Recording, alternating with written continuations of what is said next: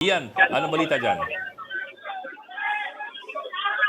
Doc, Ronald, Amy, sa ngayon nga, tuloy-tuloy, panibagong grupo na naman ng mga anti-Duterte protesters yung nagtungo dito, malapit o sa tapat ng Senado. At ewan mo kung naririnig niyo ngayon, nagpapatugtog, may mga drums, may mga chants sila.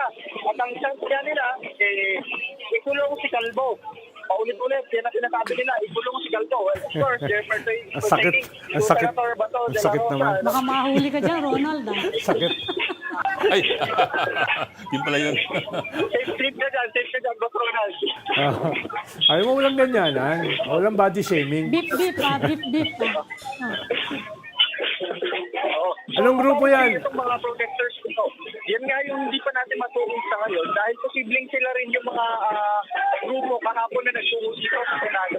Kanina kasi umalis na yung mga grupo ng Tindig Pilipinas, pati na rin yung ibang mga group sa NL, no, mamamayang liberal, pati na rin yung Akbayan. Nagsagawa sila kanina dito ng proyekto, bandang programa, bandang mga alas 2, and then natapos sila mga alas 4, nag-vigil sila, and peacefully naman, no, nakaalis na sila dito sa harap ng Senado. So after nila umalis, sidatingin naman itong panibagong grupo na ito ng mga nakakulay puti na damit. At ito na nga, no, sumisigaw nga sila, nagpapatugtog.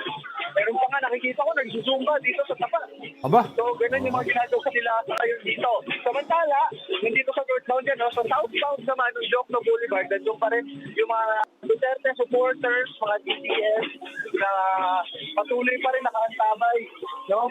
At 3 days na yata sila. Kasi sila yung unang grupo talaga na nandito. Buhat pa nung Monday ng hapon, nandito na yung mga yan.